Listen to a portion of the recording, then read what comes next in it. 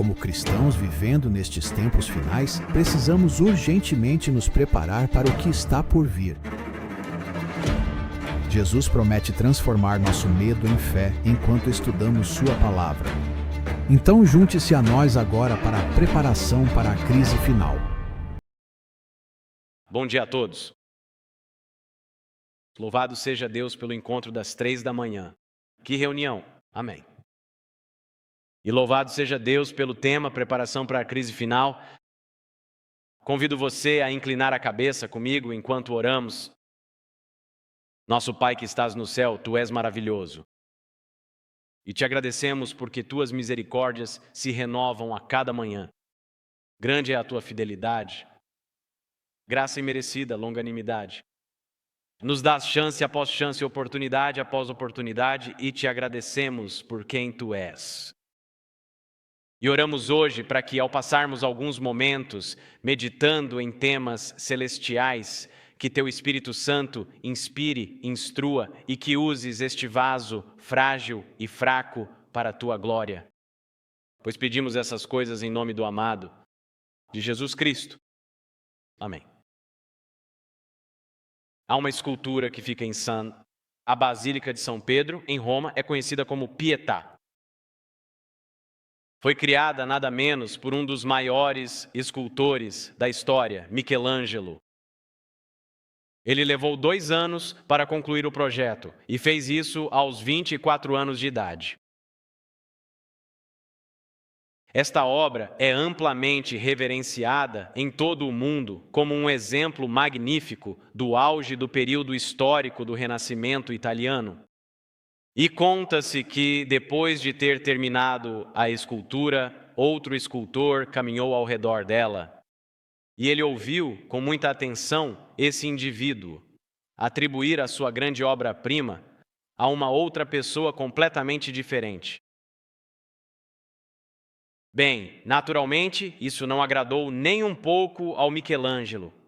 Então, ele voltou à sua escultura e gravou na faixa, em pedra, Michelangelo Buonarroti. E as coisas não pararam por aí. Michelangelo Buonarroti, o grande mestre renascentista florentino, foi quem realizou todo esse trabalho. Ele não apenas assinou o documento, como deixou completamente claro: fui eu mesmo quem o fez. É isso que esses pintores, esses artistas fazem. Após concluírem sua obra-prima, eles a assinam. Bem, na Bíblia, temos um artista que é maior que Michelangelo. Amém? O Criador. O grande mestre artista, o soberano escultor de todas as coisas, né? E a Bíblia nos diz claramente que ele coloca a sua própria assinatura em você e em mim. Abram suas Bíblias em Apocalipse, capítulo 7, enquanto examinamos a maior assinatura do maior artista da história da humanidade, que se encontra em Apocalipse, capítulo 7, versículos 1 a 3. Convido vocês a abrirem suas Bíblias ali, vamos analisar isso hoje. Em Apocalipse, capítulo 7, e aqui temos uma conversa que está ocorrendo entre esses anjos. Apocalipse, capítulo 7, versículo 1. Depois destas coisas vi 4 anjos em pé nos 4 cantos da terra, segurando os 4 ventos da terra, para que nenhum vento soprasse sobre a terra, nem sobre o mar, nem sobre árvore alguma. E então vi outro anjo subindo do oriente, tendo o quê? O selo do Deus vivo. E ele clamou com grande voz aos 4 anjos, aos quais fora dado o poder de danificar a terra e o mar, dizendo: não danifiqueis a terra, nem o mar, nem as árvores, até que tenhamos selado os servos do nosso Deus nas suas testas. Então você pode ver o selo que está nas testas do povo de Deus que está vivo no final dos tempos. Agora, mantenha o dedo aí em Apocalipse, capítulo 7, e vá para Apocalipse, capítulo 22, o último capítulo, o último livro da Bíblia. E vemos algo mais. Apocalipse, capítulo 22, versículo 4. A Bíblia diz: e verão a sua face, e o que dele? E o seu nome estará nas suas testas, a assinatura de Deus está na testa. Em Apocalipse, capítulo 7, está escrito que o selo está na testa. Agora, antes de entrarmos no coração de Apocalipse, capítulo 7, quero preparar o cenário. Porque no livro do Apocalipse, você se lembra, Deus está sentado em seu trono, o Pai, e Ele está segurando um rolo em sua mão. E as pessoas que estão ao redor do trono de Deus estão fazendo a pergunta: quem é capaz de abrir o livro? Porque naquela época, os livros eram rolos. Então, nessa cena magnífica no céu, Deus, o Pai, está segurando um rolo e todos estão perguntando: quem é digno de abrir este livro? E eles dizem que o Cordeiro é capaz de abrir este livro. Mas no rolo há 7 selos que estão selando esse rolo para que não seja aberto. E à medida que o Cordeiro tira cada selo, acontecem eventos. Então você tem o primeiro selo, o segundo selo, o terceiro selo, o quarto selo, o quinto selo, o sexto selo. E entre a abertura do sexto e o momento solene do sétimo selo, encontramos um interlúdio divino, um intervalo necessário e um parêntese espiritual, que é detalhadamente apresentado em todo o capítulo 7 do livro de Apocalipse, revelando visões de proteção e esperança antes do desfecho final. Agora, o capítulo 7 de Apocalipse é uma resposta ao final do capítulo 6 de Apocalipse. Não há divisão em capítulos no original. Eles estão lá para nossa conveniência. Agora, observe o final do capítulo 6 de Apocalipse. Apocalipse capítulo 6, versículo 14. Então o céu se recolheu como um pergaminho, isto é, foi enrolado, e toda montanha e ilha foram removidas dos seus lugares, e os reis da terra, os ricos e os grandes. Os comandantes, os poderosos, todo escravo e todo homem livre se esconderam nas cavernas e nas rochas das montanhas. E disseram às montanhas e às rochas: caiam sobre nós e escondam-nos da face daquele que está sentado no trono e da ira do Cordeiro. Porque finalmente é chegado o grandioso e terrível dia da sua ira. E quem poderá permanecer de pé? Jesus está voltando. As pessoas estão fugindo da sua presença. E a pergunta feita ao final do capítulo 6 de Apocalipse é: quem poderá permanecer de pé na presença de um Deus santo? E a resposta exata para essa pergunta é justamente este intervalo. A resposta para a pergunta, quem poderá subsistir, está em Apocalipse capítulo 7. Aqueles que podem permanecer de pé na presença de Deus são os que são selados, os que são marcados, os que têm a assinatura de Deus em suas testas. E esse é o pano de fundo para esse tema do selamento. Agora, para fins de organização, nosso estudo desta manhã está dividido em 3 sessões. Primeiro, vamos responder à pergunta: o que é o selamento? Sessão 1. A segunda sessão, quem são os selados? E se eu não me alongar demais, chegaremos à nossa terceira sessão. Vamos ver como vai ser. Implicações práticas. Precisamos chegar a essa sessão. Então, e daí? Quais são as implicações práticas do selamento? Agora, eu sou professor, então gosto de fazer isso no início e organizar um pouco. Só para, você sabe. Ou melhor dizendo, para eu saber onde estou. Então, o que é o selamento? Quem está selado e quais são as implicações práticas do selamento? Ok? Primeiro, o que é a vedação? A Bíblia diz que onde está localizado o selo de Deus? Na testa. Agora é interessante porque existe outra assinatura no fim dos tempos, a marca da besta, e ela está na testa e na mão. Todos estão sendo selados. Todo mundo está sendo contratado. Depende apenas de quem você vai escolher para ser o seu artista. Você vai deixar Deus ser o seu artista? Ou você vai deixar o diabo ser o seu artista? 2 criações no fim dos tempos. Uma vai se parecer com Jesus e a outra vai se parecer com o diabo.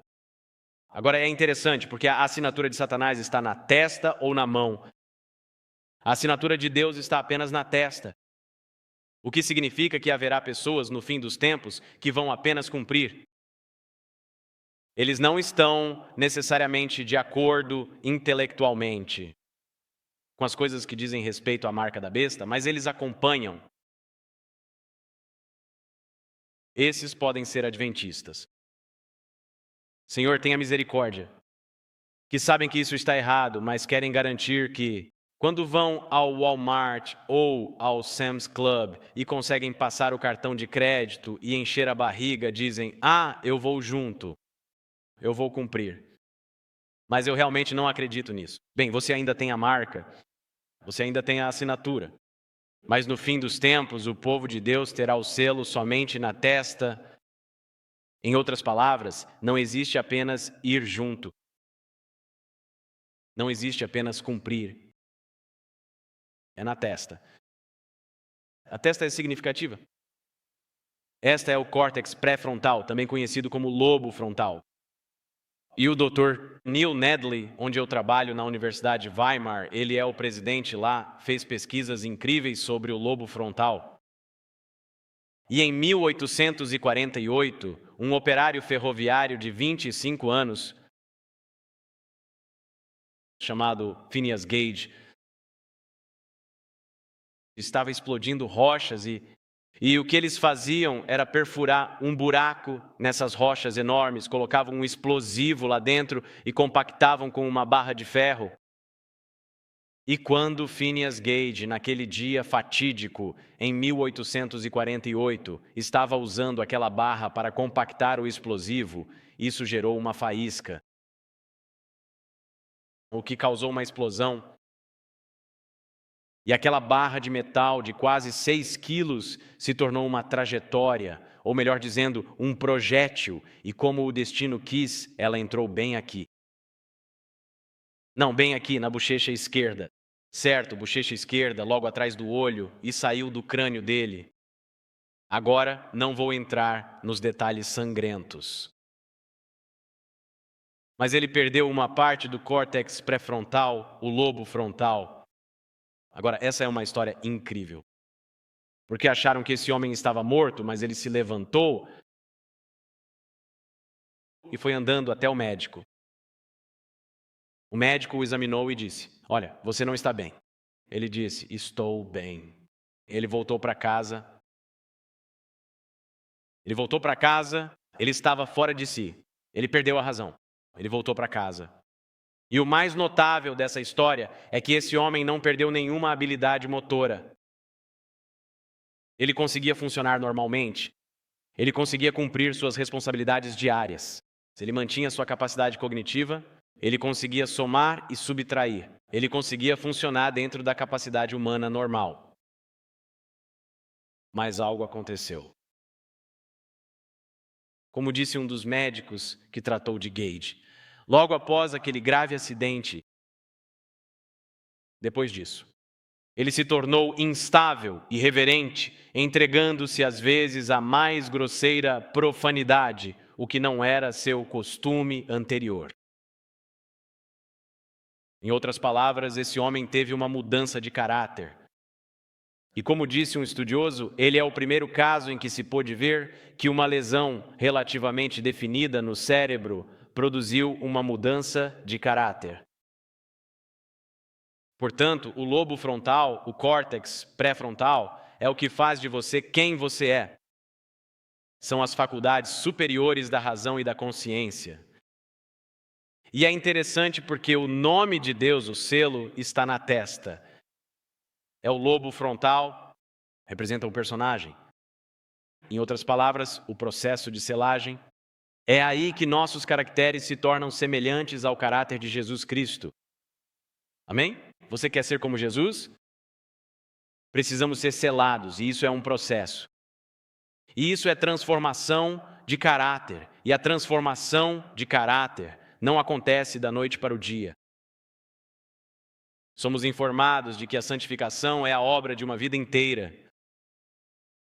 Agora, há algo sobre a neuroplasticidade.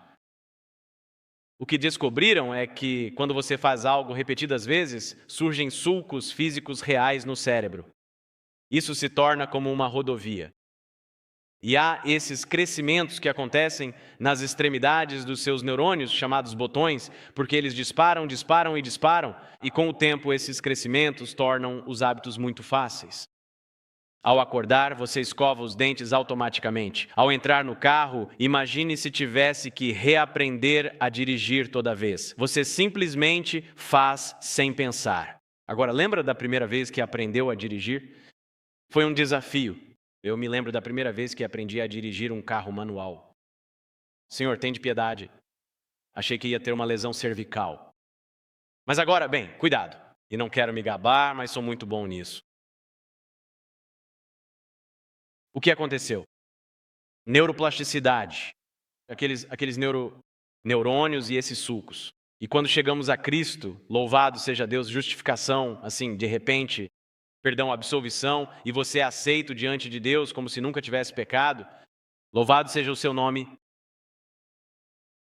E se você morresse hoje, estaria no reino.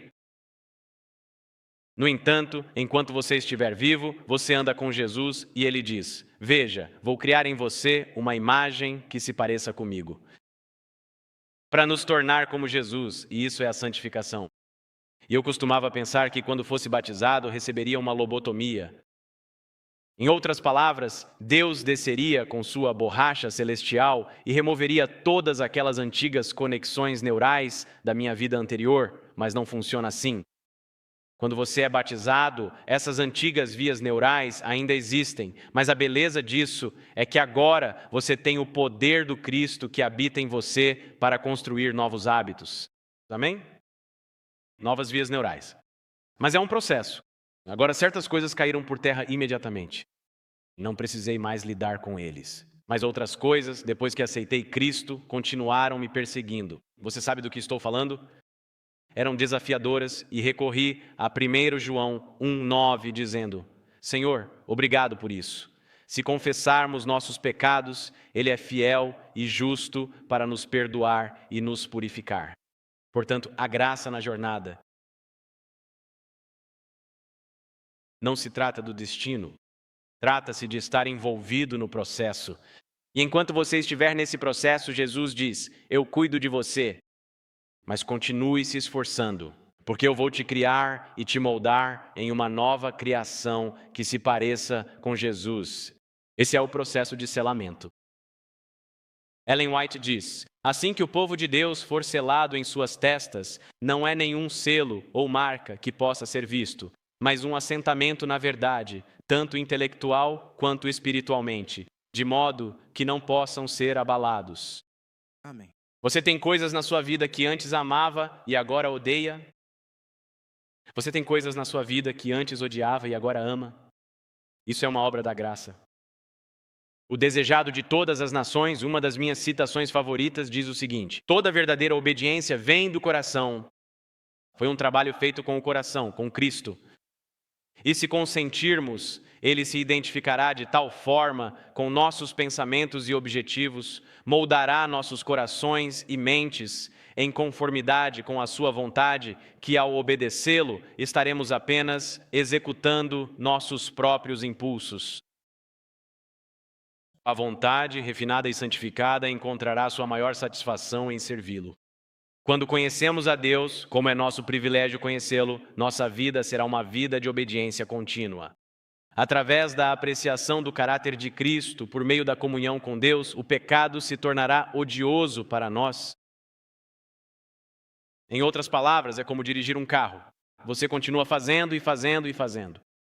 Com o tempo, isso se torna natural e Deus pode nos levar a esse ponto. Ao ponto em que odiamos o pecado e amamos a justiça, mas é um processo. E enquanto estivermos nesse processo, ele diz: por graça divina, eu te protejo. Amém. É interessante notar que, segundo o que está escrito em Êxodo, capítulo 28, versículo 36, a Bíblia diz: o sumo sacerdote deve fazer uma placa de ouro puro e gravar nela como selo. Assim, o sumo sacerdote tinha um selo na testa. E no selo estava escrito: Santo ao Senhor. Quem o sumo sacerdote representa? Sabe, aquela era a única pessoa que tinha permissão para entrar na glória Shequina do lugar mais sagrado do santuário. Era Jesus Cristo. Era o sumo sacerdote representando Jesus Cristo. Era o sumo sacerdote. E na testa do sumo sacerdote havia algo que dizia: Santo ao Senhor. A Bíblia diz no livro de Hebreus: sem santidade ninguém verá o Senhor. Bem-aventurados os puros de coração, porque eles verão a Deus. Em outras palavras, o critério para poder estar na presença de Deus quando Ele vier pela segunda vez é a santidade. É a santidade. Mas eu louvo a Deus porque Jesus é a minha santidade. E quando Ele está diante do Pai, Ele tem o selo e está em meu lugar. Então o sumo sacerdote tinha um selo em sua testa: Santo ao Senhor. Em Êxodo, capítulo 31, versículo 15, ouça isto. Durante 6 dias o trabalho será realizado, mas o 7º dia é o sábado de repouso solene, totalmente santo ao Senhor. No idioma hebraico original, são exatamente as mesmas palavras que foram utilizadas. Santo ao Senhor, como o sumo sacerdote tinha em sua testa. Em outras palavras, o sábado deve ser santo ao Senhor. E essas palavras estão no selo do sumo sacerdote, que é capaz de estar na presença do Deus Santo.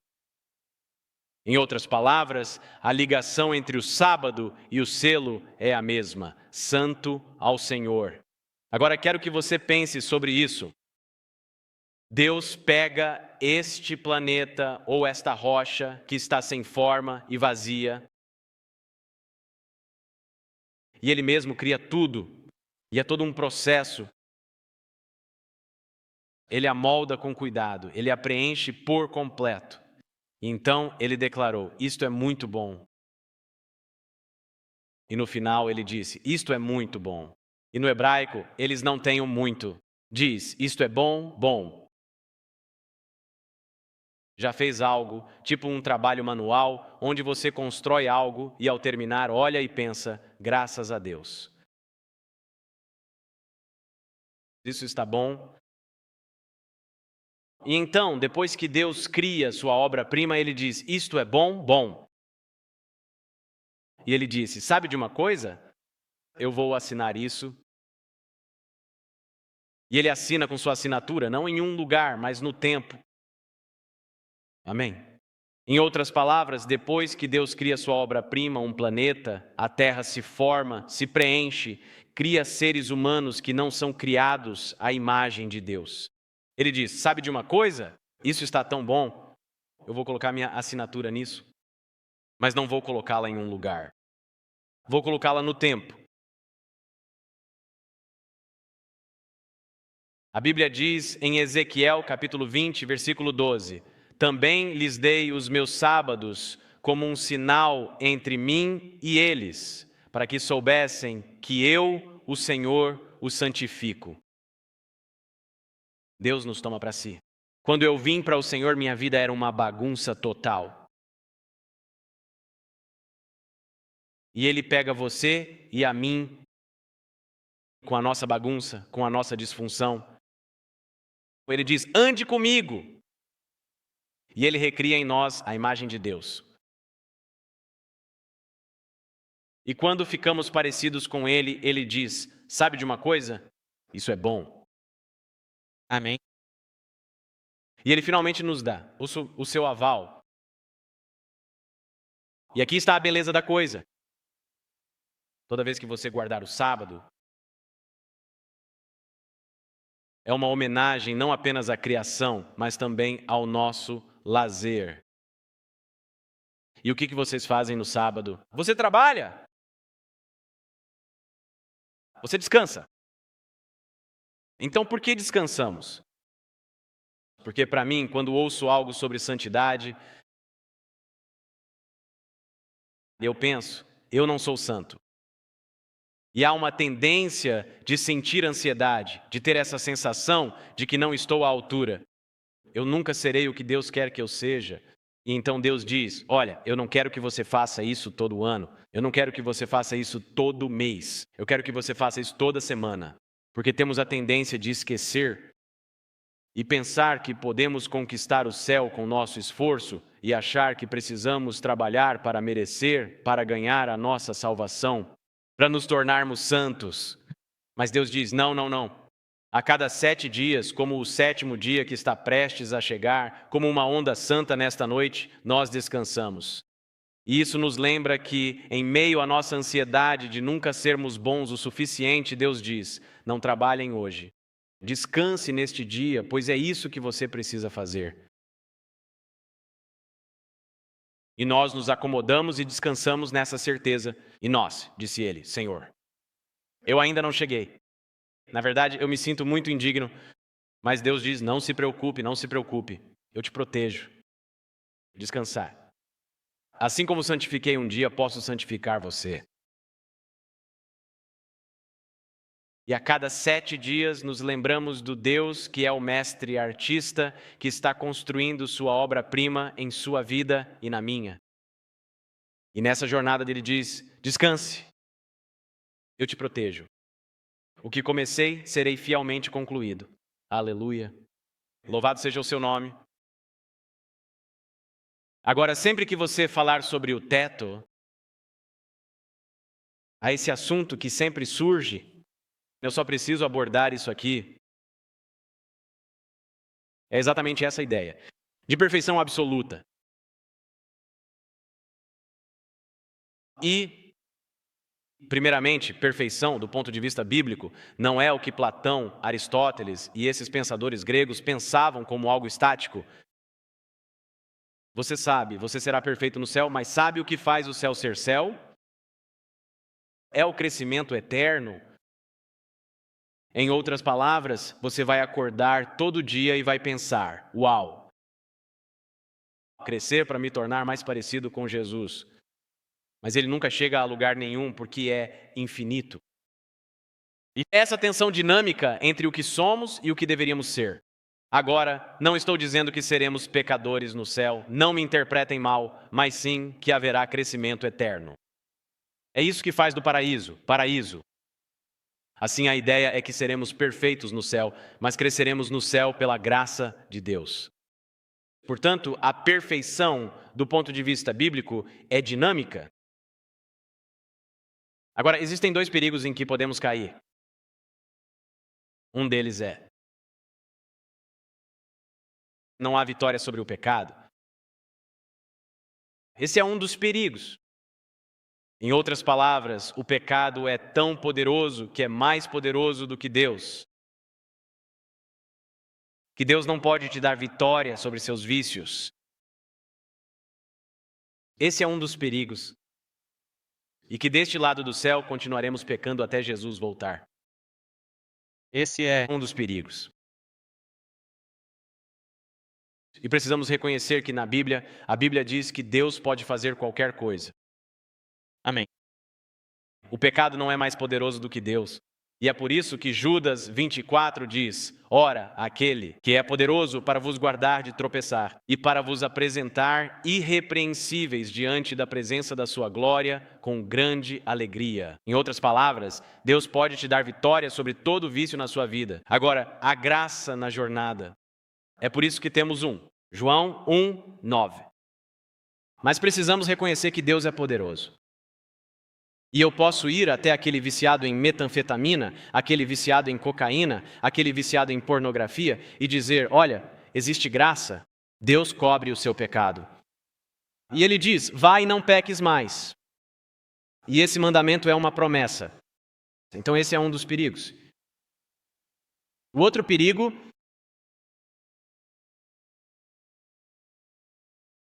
é dizer: eu sou sem pecado. Agora não me entenda mal, eu acredito na vitória. Mas me lembro de um palestrante, anos atrás, que subiu ao palco e disse: eu não pequei nos últimos 2 anos.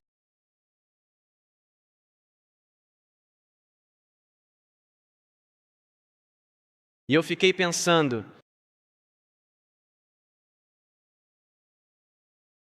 se isso fosse verdade, você acabou de quebrar seu próprio recorde.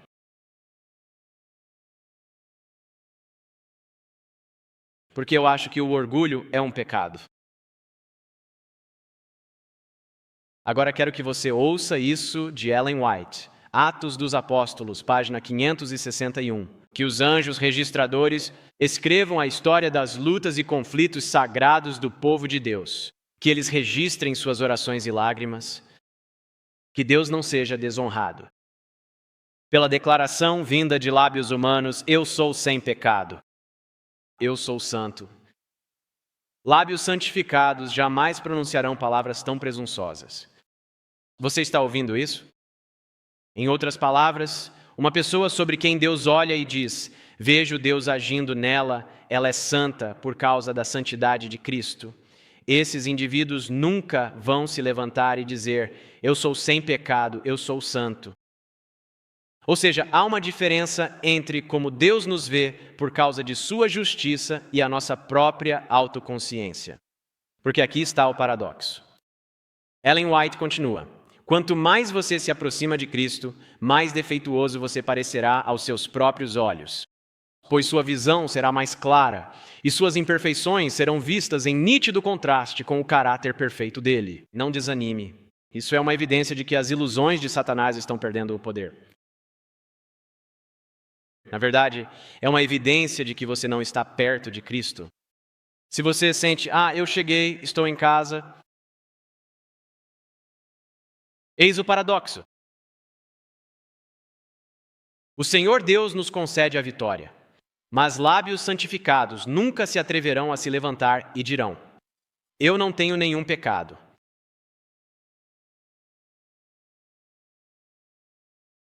Isaías, capítulo 6, diz que quando Isaías viu a santidade de Deus, ele disse: ai de mim.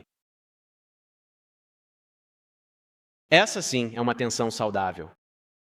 Não devemos focar apenas em nós mesmos, mas, ao focarmos em Cristo, desenvolvemos uma consciência saudável de quem nós realmente somos e a nossa própria indignidade. Além disso, existe uma outra ideia circulando por aí, de que a santificação não é exatamente um processo contínuo. Esta obra de santificação é totalmente instantânea. Mas nos dizem que a santificação é uma obra para a vida toda. A graça de Deus nos cobre na jornada, mas todos nós estamos em constante evolução. E é por isso, diz Paulo, não como se eu já o tivesse alcançado, mas prossigo para o alvo. Até mesmo Paulo reconheceu esse princípio dinâmico da santificação. Então, antes de tudo, o que é o selo? O selo é a assinatura de Deus em sua obra de salvação em nossas vidas, simbolizada pelo sábado. E é um processo. E enquanto estivermos nesse processo, nunca chegaremos ao ponto de dizer sou sem pecado. Mas ao mesmo tempo, reconheceremos o poder de Deus para nos dar vitória sobre todo vício em nossas vidas. Louvado seja o seu nome, somos obra dele. Então, quem está selado? Em Apocalipse capítulo 7, versículo 4. E ouvi o número daqueles que foram selados. 144.000 de todas as tribos dos filhos de Israel foram selados. Da tribo de Judá, 12.000 foram selados. Da tribo de Ruben, 12.000 foram selados. Da tribo de Gade, 12.000 foram selados. E ele continua passando pelas 12 tribos, indicando que são esses os indivíduos que estão selados. Agora, há muitas perguntas sobre os 144.000. Uma delas é: esses são judeus literais? Agora, quando você olha para a história, nos tempos do Antigo Testamento, depois de Salomão, o reino de Israel foi dividido entre o reino do norte, cuja capital era Samaria, e o reino do sul, cuja capital era Jerusalém. E ela foi dividida entre Jeroboão no norte e Roboão no sul. No norte estavam 10 tribos, no reino do sul, 2, Judá e Benjamim.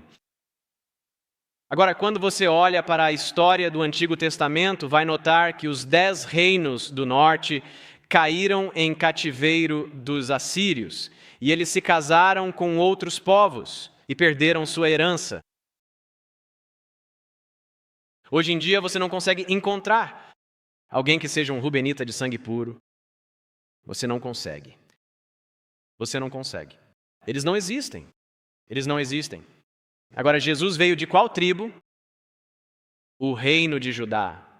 A preservação de toda a herança cultural e religiosa israelita que vemos hoje em dia provém essencialmente dos dois reinos localizados ao sul.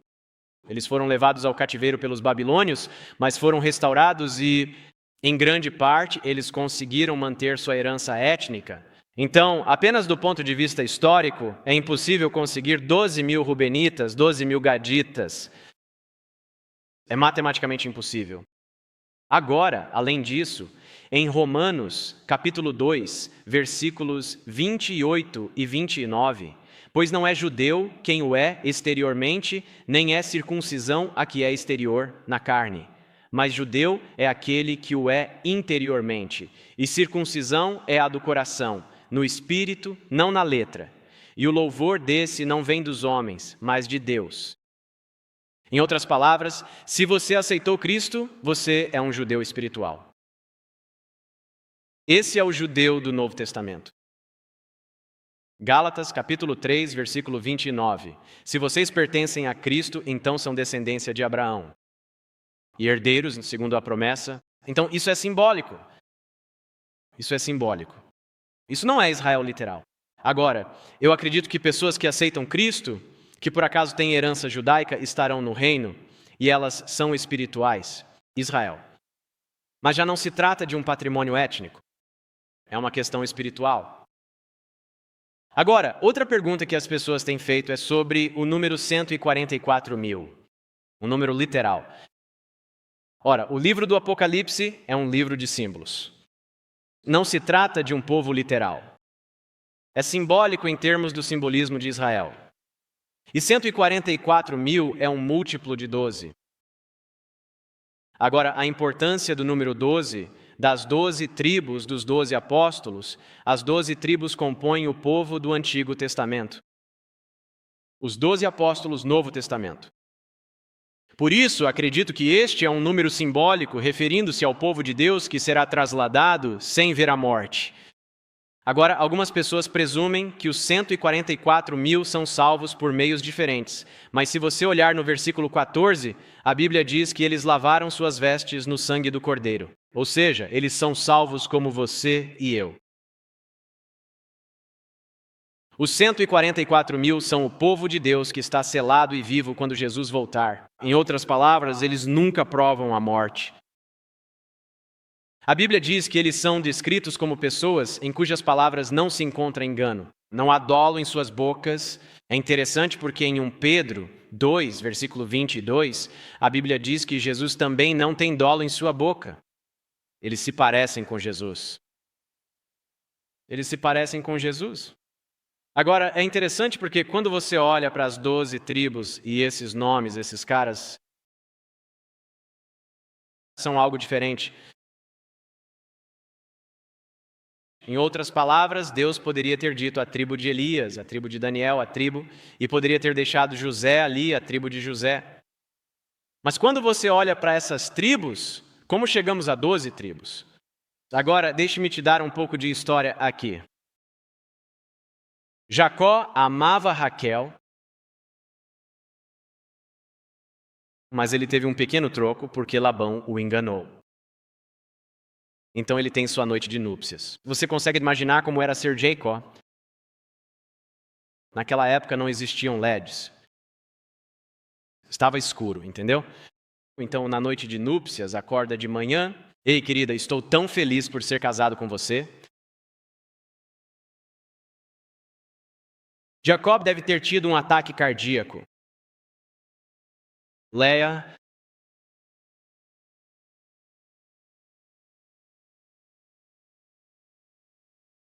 Então ele sai e Laban diz: desculpe, houve um pequeno mal-entendido ontem à noite. Vamos resolver isso. Por que você não fica com as duas? Trabalhe mais 7 anos. Eu te dou Raquel a crédito. Que gentileza. E foi assim que tudo começou. Então Leia e Raquel, o coração dele pertencia a Raquel, não a Leia. Por isso, as duas irmãs entraram em uma disputa para ver qual delas conseguiria ter mais filhos. E a Bíblia diz que Deus olhou lá de cima e teve misericórdia de Léia, e ela começou a ter filhos. E então Raquel vai até Jacó e diz: me dê filhos. E então Jacó olha para ela e diz: sou eu Deus para te dar filhos? Um pouco de tensão conjugal aí. E então Raquel diz: olha, fique com a minha serva Bila. Agora Jacó, quer dizer, esse camarada, ele fica tipo: ah, tudo bem. Quero dizer, isso é ótimo. Isso é ótimo. Ele fica tipo: tudo bem. Onde ela está?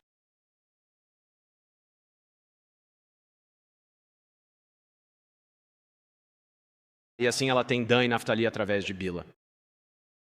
E então, quando Lia para de ter filhos, ela diz: fique com Zilpa. E aí Jacó, o camarada, ele fica tipo: tudo bem.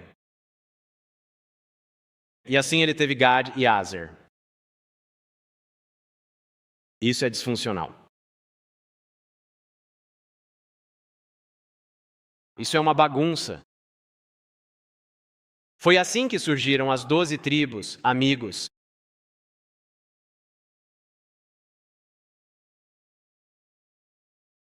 E no meio dessa disfunção, você tinha as esposas e as concubinas.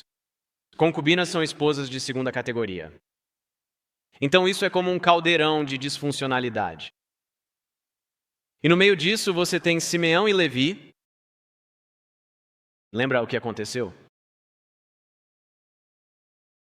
Esse grupo de pessoas, chamados de simeonitas, o filho do líder da tribo, se interessou por Diná, que é filha de Lia, e ele fez algumas coisas com ela. A agrediu.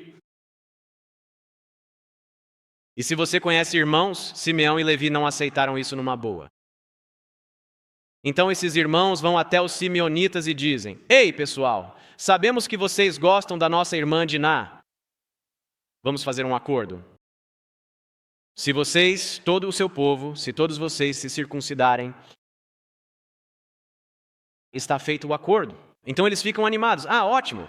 Então todos se circuncidam. E o terceiro dia é o mais doloroso. E aí todos esses homens estão deitados por aí, com dor.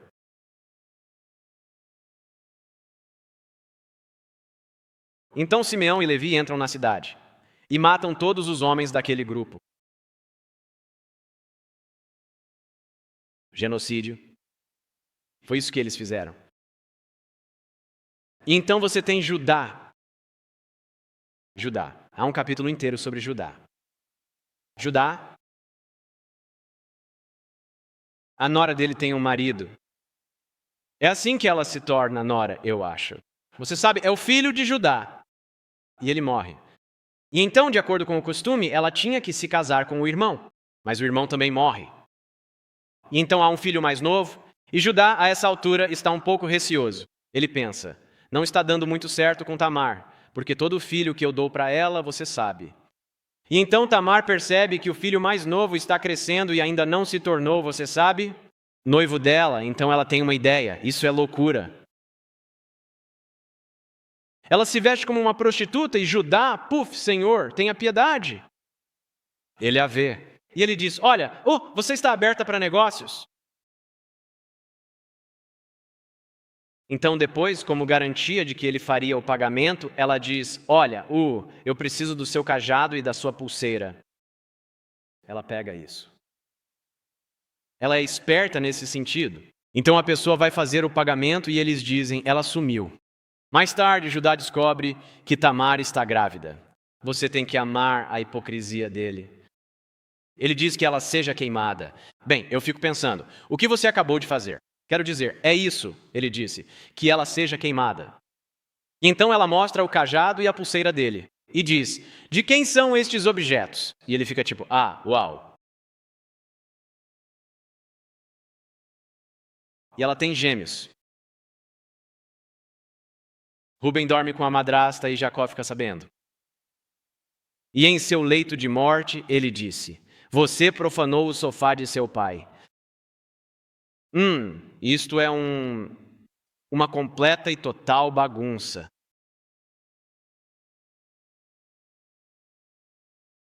É uma bagunça. Mas em Apocalipse capítulo 7, assim diz o Senhor Deus Todo-Poderoso: foram selados da tribo de Judá 12.000 servos. Da tribo de Ruben foram selados outros 12.000. E da tribo de Simeão também foram selados 12.000. Em outras palavras, Deus diz: veja, eu posso te acolher em meio à sua bagunça. Amém? Posso te acolher em sua disfunção. Será que viemos de uma situação complicada? Quer dizer, olhe para nós. Quer dizer, talvez a dinâmica da sua família, seja lá o que for, todos nós somos geneticamente desorganizados por causa do pecado. E Deus diz: eu posso tirar você da sua bagunça, da sua disfunção e construir você para a minha majestade. Essa é a beleza desse selo. Ele nos transforma em sua obra-prima. E ele diz: veja, não importa o quão fundo você tenha caído, o quão quebrado você esteja, o quão disfuncional possa ser a sua vida familiar, ou o quão profundas sejam as suas dependências, Deus diz: eu posso pegar isso e construir algo belo a partir disso. E quando eu fizer isso, toda a glória será dada a Deus. E ele diz, no final, eu vou assinar. Eu vou dizer, fui eu quem fiz isso, é a minha obra-prima. Amém. Você pode dizer, louvado seja o Senhor, aleluia. Essa é a mensagem do selamento e dos 144.000, de como ele pega a nossa bagunça e a transforma em sua obra-prima. Louvado seja o nome dele. Esta é uma mensagem de esperança. Deus dizendo, eu posso levar até lá, a partir daqui. Quando você olha para a genealogia em Mateus capítulo 1,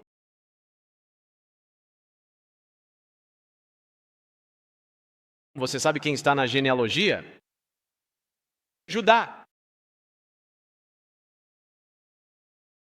Judá está na genealogia. E um dos gêmeos que veio daquela confusão com Tamar está na genealogia.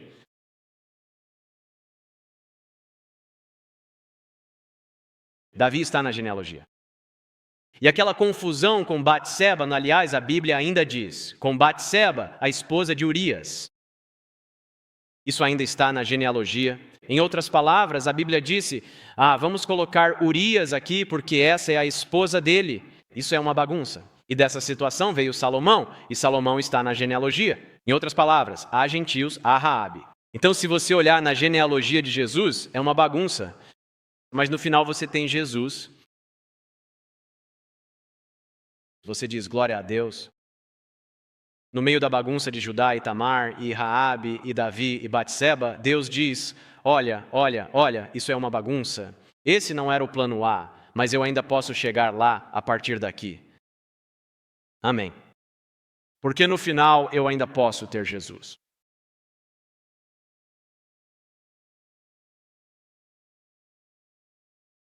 Então não importa a bagunça em que você está.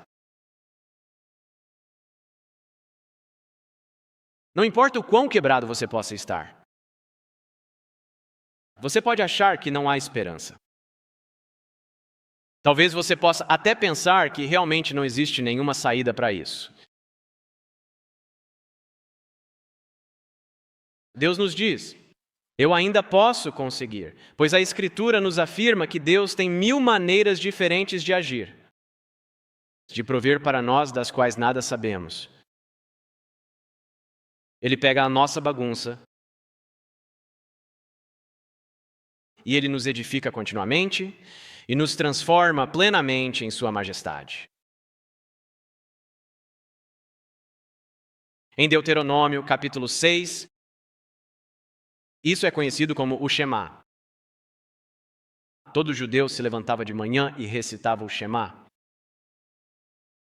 Ouve, ó Israel, o Senhor nosso Deus é o único Senhor e amarás o Senhor teu Deus de todo o teu coração, de toda a tua alma, de todo o teu entendimento. Jesus cita isso no Novo Testamento. Como você sabe se ama algo de todo o seu coração, de toda a sua alma, de todo o seu entendimento? O texto continua: e estas palavras que hoje te ordeno estarão no teu coração. Tu as ensinarás diligentemente a teus filhos. Tu falarás delas quando estiver sentado em tua casa, quando andares pelo caminho, quando te deitares e quando te levantares. Tu as atarás como sinal na tua mão, e elas serão como frontais entre os teus olhos. Você percebe isso? Se você ama a Deus de todo o seu coração, a Bíblia diz que ao acordar de manhã você pensa em Jesus. Quando você passa pelo seu dia, você pensa em Jesus. E antes de ir para a cama à noite, você pensa em Jesus, e a Bíblia diz que isso será como frontais entre os seus olhos. Este é o processo de selamento para nos tornar como Jesus. Por causa disso, nós o amamos de todo o nosso coração, de toda a nossa alma, de toda a nossa mente, em Apocalipse capítulo 21.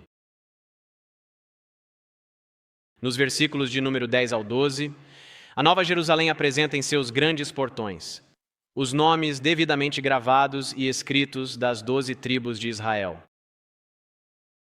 É uma obra da graça, amigos. Quantos de vocês querem deixar Jesus escrever o nome dele em nossa testa? Amém. Para que possamos ser a obra-prima dele. Que Deus nos guarde até esse fim. Louvado seja Deus.